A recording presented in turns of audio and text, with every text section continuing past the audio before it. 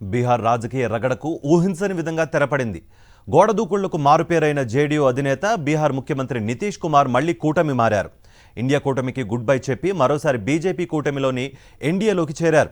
నిన్న ఉదయం సీఎం పదవికి రాజీనామా చేసి సాయంత్రానికల్లా బీజేపీ మద్దతుతో మళ్లీ ప్రభుత్వాన్ని స్థాపించారు. ముచ్చటగా 9వ ముఖ్యమంత్రిగా పగ్గాలు చేపట్టారు.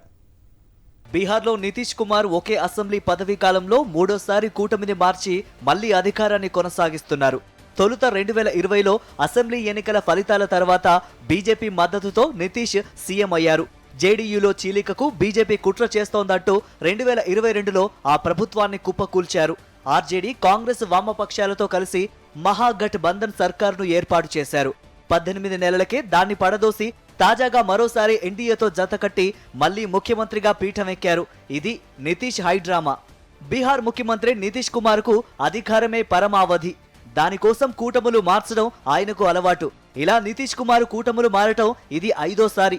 ఆయన తొలిసారి 2000లో బీహార్ సీఎం పదవి చేపట్టారు.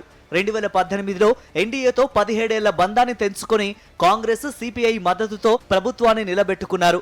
2014 లోక్సభ ఎన్నికల్లో జేడీయూ ఘోర ఓటమికి బాధ్యత వహిస్తూ సీఎం పదవి నుంచి తప్పించుకున్నారు.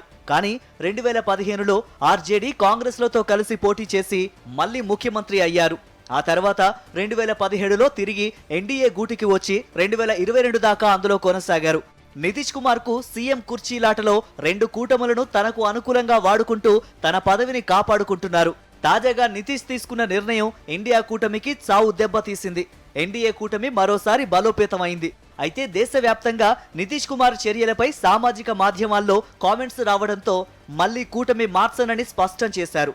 బీహార్లోని 40 పార్లమెంటు సీట్లు స్వీప్ చేయడమే ఎన్డీఏ ముందున్న టార్గెట్ అంటూ కొత్త విషయంపైకి జనం దృష్టి మరల్చారు.